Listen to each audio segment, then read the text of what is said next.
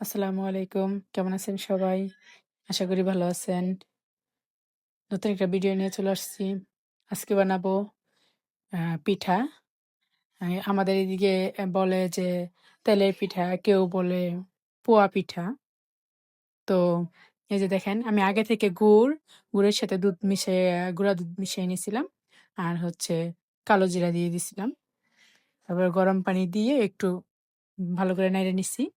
এরপরে চালের গুঁড়াটা দিয়ে দিচ্ছি।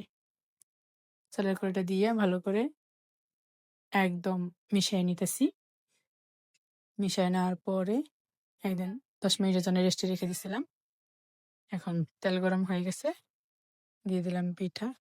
এই দেখেন আমার পিঠাগুলো কি সুন্দর ফুলকো, ফুলকো হয়েছিল। মাশাআল্লাহ, মাশাআল্লাহ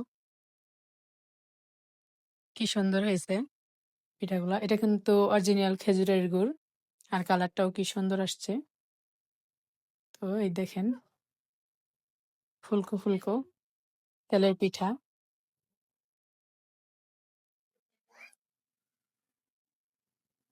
তো আমার সবগুলো পিঠাই সুন্দরভাবে হইতেছিল। ভালো করে ফুলতেছিল।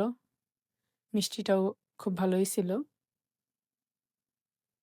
এই দেখেন শীত মানেই তো পিঠা। ইনশাল্লাহ আবারও পিঠা বানায় দেখাবো।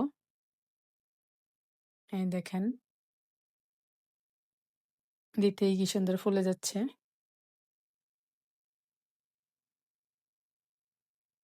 আপনারা যদি এইভাবে করেন সবসময় গরম পানি করে যদি আপনি পিঠাটা করেন নরম থাকবে এবং কি আহ পিঠাটা ফুলবে।